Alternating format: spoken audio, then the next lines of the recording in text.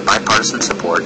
And if you believe in the ideals in this bill, help me. Help me reach out to your families and maybe in other congressional districts and get them on the bill. But when I find colleagues occasionally who push back about some of the veterans issues that I'm bringing forward, the yellow ribbon, I'm also the author of the bill for the Blue Water Navy guys, as I mentioned, when they push back about the price tag on, I said, look, you need to make those decisions up front. You send these, the servicemen and women are apolitical. You send them into combat. You need to take care of them all the way through the rest of their days. Let me just mention one last bill that we did that actually Democrats and Republicans, we worked together and the President signed it. It's a good bill that helps, in my perception, sort of the holes between the GI bills. We have a really good GI bill now. We had one years ago. So this bill that we passed last year is about training, and it has an educational component for veterans, the ages 35 to 60. If any veteran out there is unemployed currently, and you are between the ages of 35 and 60, please call my office, 202-225-5614. Again, 202-225-5614. Ask for Rick Turner, because we have into law now the ability to have a stipend. It's about $1,500 a month for veterans to go to community colleges to get technical training, to be linked up with businesses that are interested in hiring them, to shepherd them through the training so that they not only get successful potentially an associate's degree, but then also a job on the other end. Things like that work. It does work, and it has worked. You know, and let me say one last thing on the hydrofracking. That, as I mentioned, we need, before we do anything, we need to have confidence that we're going to be able to safeguard our air and water. But then, once we can have that, if we can get that done, then the idea of empowering communities makes sense to me. Because you know what, there are some communities right now that actually, tourism is their #1 driver, and they are opposed to the hydrofracking from an economic standpoint on top of the water and air issues. They're concerned about the viewshed changes that will actually decline their economies locally. So the idea that we would empower communities if we can get a safe protocol in place is one that I also think it's actually the encouraging thing I hear about with the governors talking about. And hopefully at the state level, those local laws wouldn't be overridden. Well, that's what I'll tell you what. When I retired from the Army, you know, I'm about empowering individuals, families, and communities. So the idea that big government would join up with big corporation and step on communities, I think is just wrong. Radio Woodstock 100.1 Congressman Chris Gibson on Facebook and the website too, and the election coming up in November.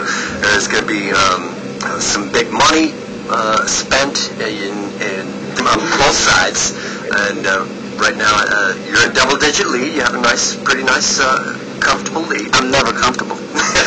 I work hard. That's been my ethic since my parents, raised me. And I believe you had the John Boehner was here recently campaigning for you, wasn't he? He had a great time too. He loved Kingston. Yeah, I'll tell you. Yeah. Did you go to Savona's with him? I did not. Oh, okay. No. All right. And you said a lot of nice things about different people. It doesn't seem like you have any bad things to say about the current president. You know what? As a military man, I don't think you would. I've met him, and I think he's a good husband and a good father. I don't know how he does it, but he remembers my name. He only sees me about every 6 months. Look, I mean, the beauty of America is we have different ideas. We should be able to find agreement where it's there. You know, as I've said oftentimes, if there's 20 issues and we disagree on 12, let's work on the 8 we agree upon. And by the way, let's just think, even Greg, you and I mean, I'm sure we have differences, but I bet we agree on farming, sustainable farming. I bet we agree on clean and renewable. That we need better awareness, we need better diagnosis. How could a country as great as ours, we don't have a test that even picks up half of the cases of Lyme disease? We can't accept that. Did you ever have Lyme disease? I have not, but we've had family and friends. Family and friends, and we have learned we are not nearly where we should be. And, my office, we have helped on this issue. We have money now. We've actually acknowledged in law chronic Lyme. I think that's really important. But we need better testing for this, better treatment. We need to change the protocols because that, we believe, will also lead to better treatment from the insurance companies. I'll bet it seems like we already agree on veterans, on training for them, ending these wars as quickly as possible, transparency in government, protecting civil liberties, supporting our schools. I can think of a whole host of things that we agree upon, even as I'm sure we have our disagreements. Okay, Medicare. Well, yeah, I think that's going to be the big issue that your opponent will be bringing up during this political season. Well, have you read the CBO? Yeah. Yes, I have. And let me say this, that my mom, she's 75 years old. Bless her heart. We lost my dad a few years ago. He's in heaven now.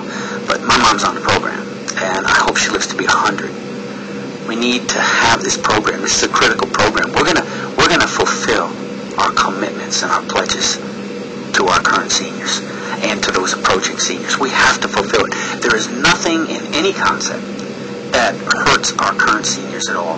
What we need to do is fulfill our pledges to our seniors, and then we need to take reform, Democrats and Republicans working together to ensure that my generation, I'm 48, and generations younger than us, that they have a program too. And right now, the nonpartisan trustees, who we count on to give us the straight information, they say the program's going to be broke in about a decade. There's not going to be a hospitalization component. I can't imagine. My mom's 75. If she lives to be 86, where is she going to be? No hospitalization program according to Medicare? That's absolutely unacceptable. I'm ready to work together, Democrats and Republicans, to find a way.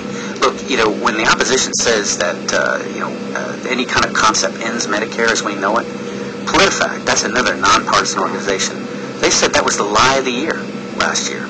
So again, I'm willing. I've shown a flexibility on this. I've looked at several different concepts. I think we need to find a way to, first of all, fulfill our pledges and our promises that we made to these Americans who helped make our country great. They took us out of the Depression and through the Second World War. And the idea that in a decade we wouldn't have a program for them is absolutely unacceptable. That we will fulfill our commitment to them, and that for generations like mine and generations to come behind us, that we will have a great program. We're going to have to work together to make that happen. Yeah, the older I get, the more important I see how it's important to respect your elders. Well, and I hope we teach that to our children. Yes, indeed. Our example is the most important thing that we can do. We should be able to find agreement where it's there, and then where we disagree agreeably and respectfully. Congressman, are there going to be any debates between you and Julian Schreibman? Absolutely. Yeah, you will have debates? We'll have before debates. the election. Okay, very good. Thank you very much, Congressman. Great, good to be with you. God bless all the listeners, too. Thanks. Great station here, by the way. Thanks. I just had it recorded. Do you have a campaign theme song? I don't. No, I don't. I love music. Okay, don't use Dee Snider.